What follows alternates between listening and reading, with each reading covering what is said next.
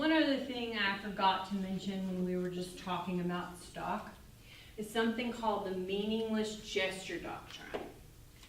And this is actually in your lecture material, but it's at the very back of the chapter because for some reason the book talks about it later. I don't know why, but let's see what page it's on. It's on page 18 of your lecture material. This has to do with receipt of stock because what this doctrine stands for is it's kind of an exception to the rule that there must be receipt of stock.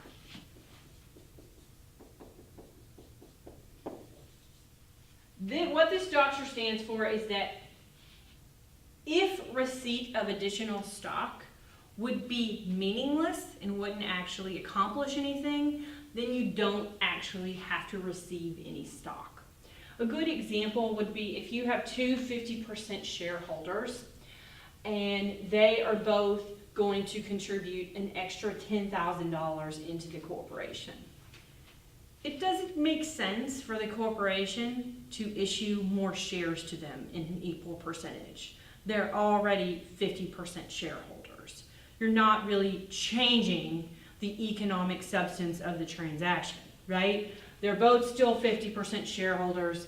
By them each contributing an extra $10,000, they can still qualify under 351,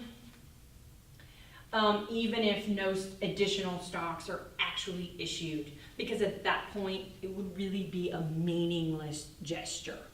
That's what this stands for. I wanted to mention that because it should go here. It's just the book places it at the end. Okay. Now, let's look at property, which is, remember, the last requirement. There has to be an exchange of property. So what is considered to be property? It's actually pretty broad. If you look in the regs, I've written down the reg up here that talks about this property requirement because it's not discussed much in the code.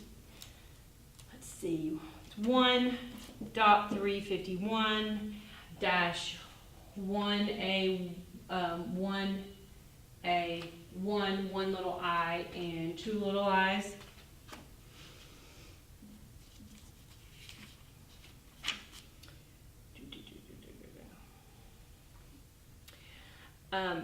For the most part, property includes pretty much everything.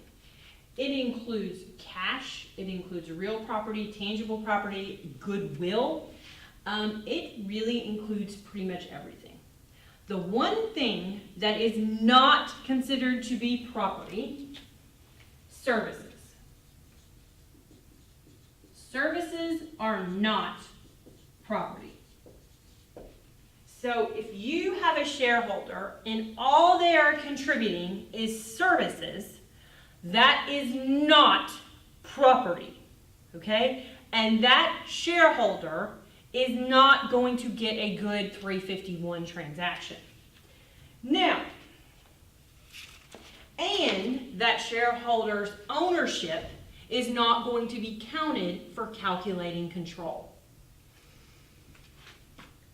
So, but what about if the shareholder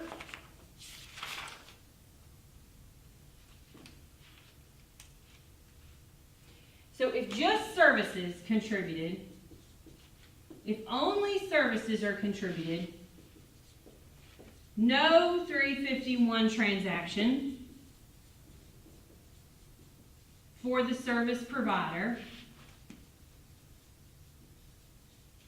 and the ownership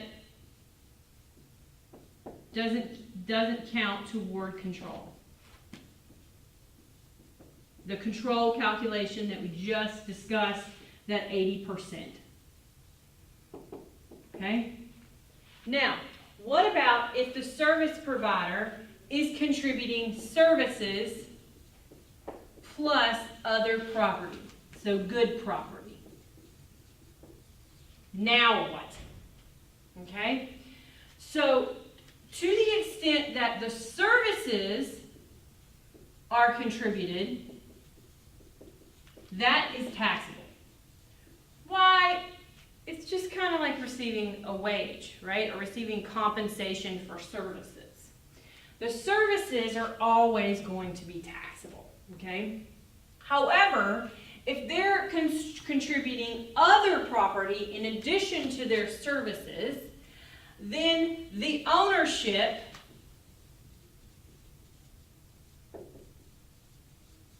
will count toward control. Okay?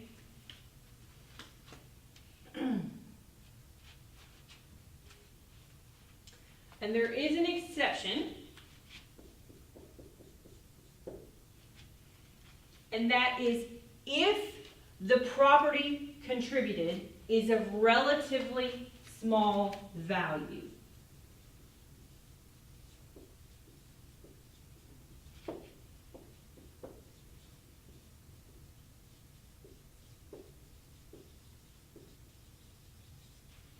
Relatively small value has been defined in a revenue ruling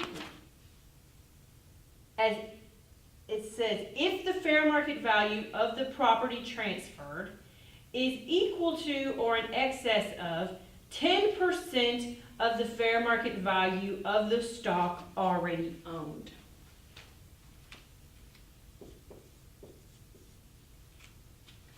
That's what that revenue rule 77-37 says. 10% is defined as relatively small value. So let's do a problem. Okay, this is on page 69.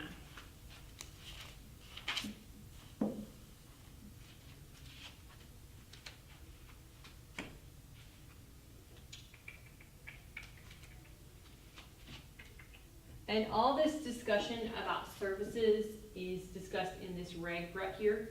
So you can take a look at this reg and it'll say a lot of what I've just said, honestly. Okay, so in this problem, we have NewCo that's being created. And we have a manager.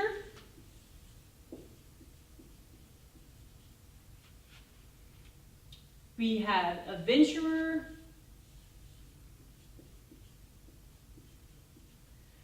And the venturer is contributing $150,000 of cash. And then we have Nate.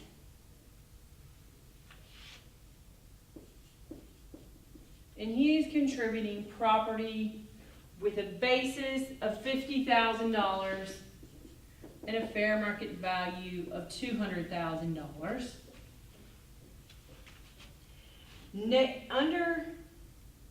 Okay,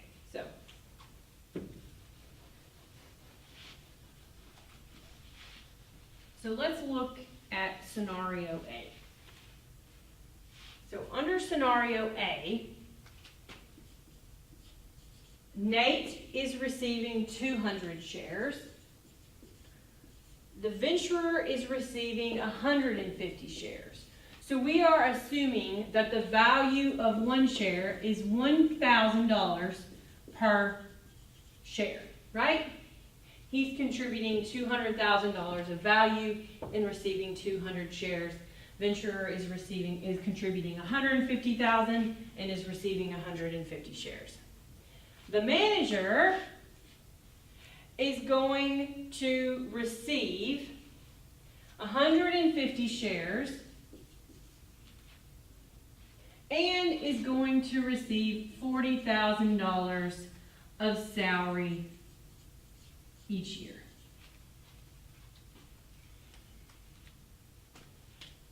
Okay, so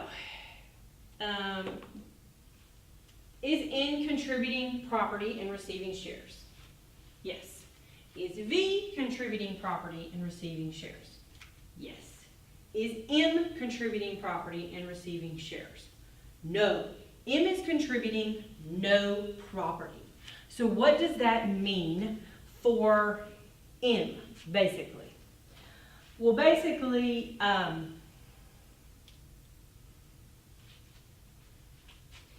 M is going to have to recognize gain. So let's talk about the tax consequences to M here. M is going to have to recognize a gain of $150,000 for the value of these shares that she's receiving, and they're going to have to basically recognize $40,000 a year of salary. Okay, what about the tax consequences to N and V? Are they going to get a good 351 transaction, or is M effectively going to destroy the 351 for everybody? Well, okay, let's look at this. So what we have to determine is if N and V meet the 80% control test. Remember, since M is not contributing property, M is not a part of the control group. So only N and V are going to be counted. And N and V own 350 out of 500 shares. Who owns the additional 150? M. So is 350 out of 500, is that 80%? No, it is not 80%. I don't think I have the exact calculation in my notes, but it's not 80%. So that basically means no one is getting a 351 transaction with this scenario. Not N, not V, not M. Now I'm going to throw in a little aside here. This isn't one of the problems in the book, but it's something I want to add in this scenario. What if instead of receiving 150 shares, M is going to receive 10 shares?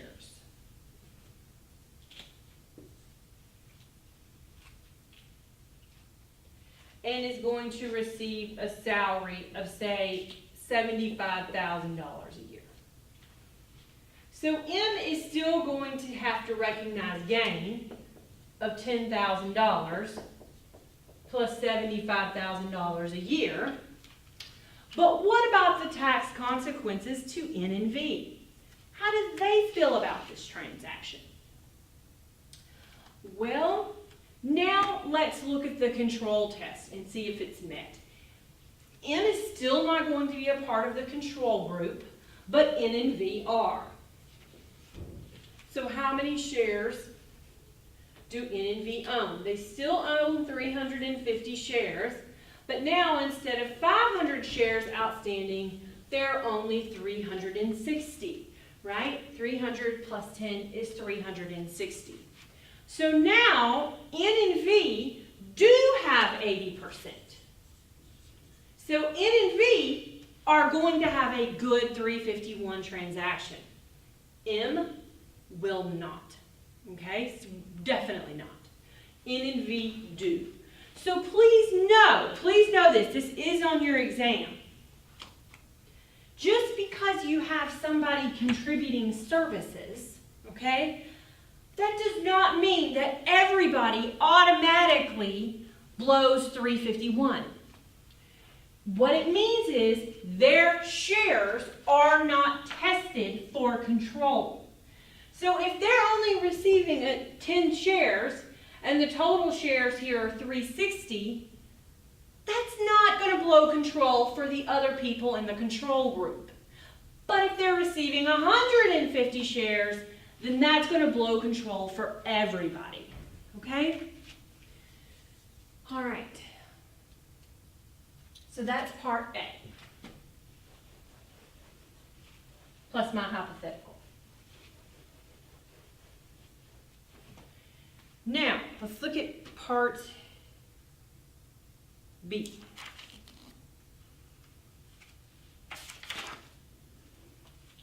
M pays $150,000 for her shares and gets $80,000 a year of salary. So we still have N getting 200 shares, V is getting 150 shares, but M is paying $150,000. She is receiving 150 shares, and an $80,000 a year salary. Now what? Okay. Well, now, is M contributing property? Yes. M is contributing property. M is contributing $150,000 and is also going to be contributing services. Why? Because they're receiving a salary in addition. So we know they're also contributing services. But they're contributing property and receiving 150 shares in return. So what that means is now M is good for calculating control. So that means that N, V, and M own 500 of 500 shares, and all are going to have a good 351 transaction. Now, please note, M is still going to have to pay taxes on this $80,000 a year salary.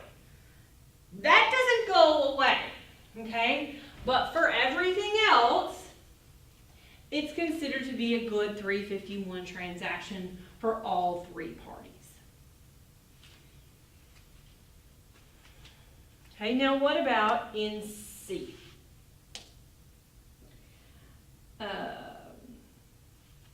Let's see, hold on, let me look at B. It does say in B, any difference if manager unable to raise the cash gave NewCo an unsecured $150,000 promissory note. So instead of paying cash, she's just going to give a note. Under the tax code, giving a note is not a problem. It's essentially treated the same as cash. So under the tax code, that doesn't really change the analysis. However, something you should note is that some states, the answer code gives an example of California. Some states basically turn it off. So, okay.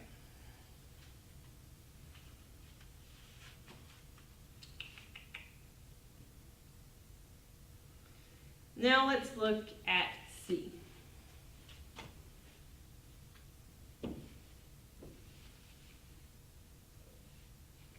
So under C, we have manager who is paying $1,000 and is receiving 150 shares. Plus, what does it say? It doesn't say anything about her salary.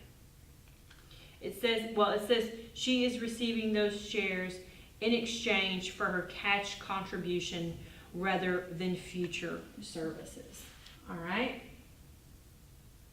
So now, what's invoked here? She's contributing property. She's paying. She's also contributing services. However, are they of relatively small value? So, relatively small value says property transferred will not be considered to be a relatively small value if the fair market value of the property transferred, so what is the fair market value of the property transferred? $1,000 is equal to or in excess of 10% of the fair market value of the property to be received for services. So what she is receiving is 150 shares. What's the fair market value of this property?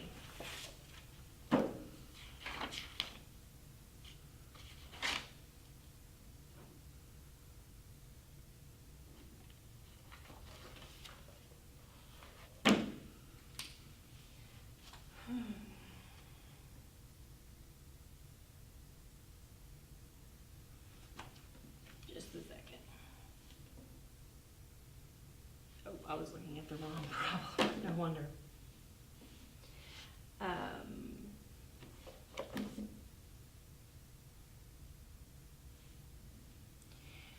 So she's receiving 150 shares valued at 150,000, but she's paid $1,000. So we effectively have $149,000 of value, $149,000 of value that she paid $1,000 for.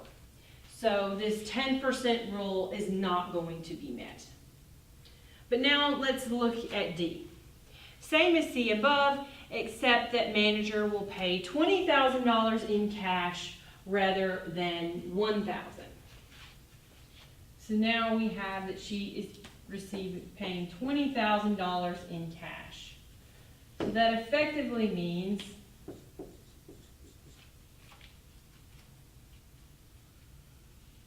she has $130,000 of the share.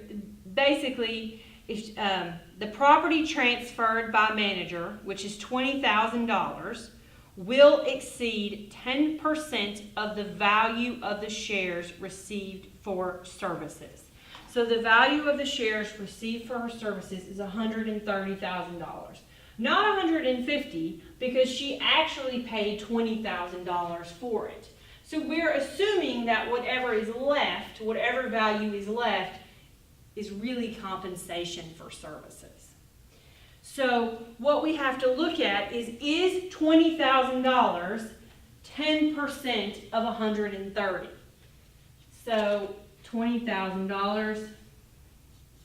Yes, because 10% of 130 equals $13,000.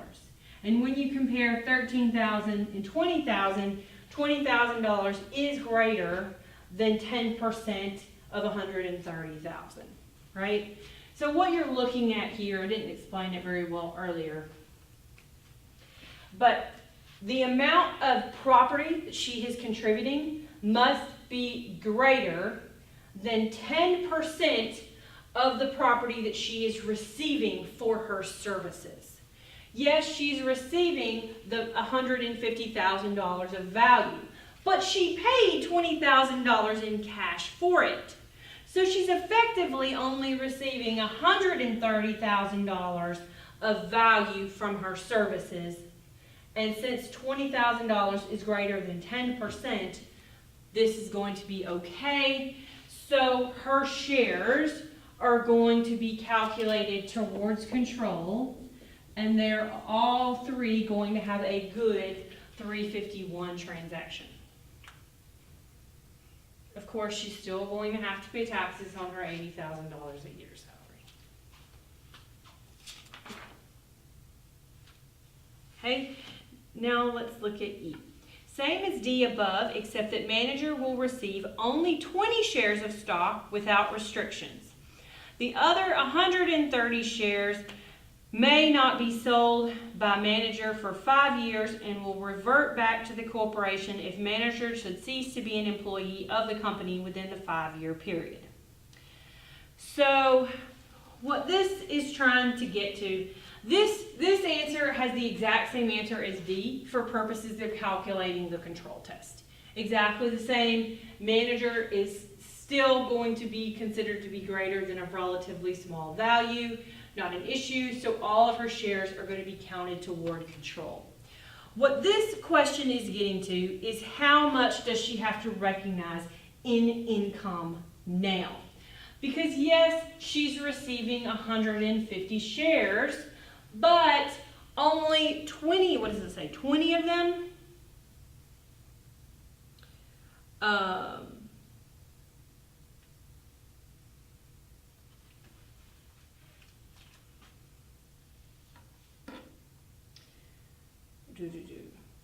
How many is she receiving? She's receiving 20 shares of stock without restriction, and the other 130 can basically be taken away for different circumstances. So really what that means is 130 of them, she is not actually going to be receiving them till later. So does she have to pay taxes on the receipt of those shares now, or can she do it later? And basically the code says under code section 83 that she can wait until those restrictions are lifted to include it in income, basically. So, but I don't really want to get into the details of that. There is actually a really long discussion in the answer key about code section 83. If you're interested in it, you can take a look at it, to see when she has to recognize that basically that extra $130,000 of value that she's receiving for her services. Because this is effectively considered to be compensation income. So yeah, she's paying $20,000, and the amount that she's paying $20,000 for, that's considered to be, a good 351 transaction. But the additional amount is really compensation for services. Does she have to recognize this all now, or can she wait until later? Well, since there are restrictions put on when she can receive it, the code says that will allow the taxpayer to recognize it later when the restrictions are actually lifted.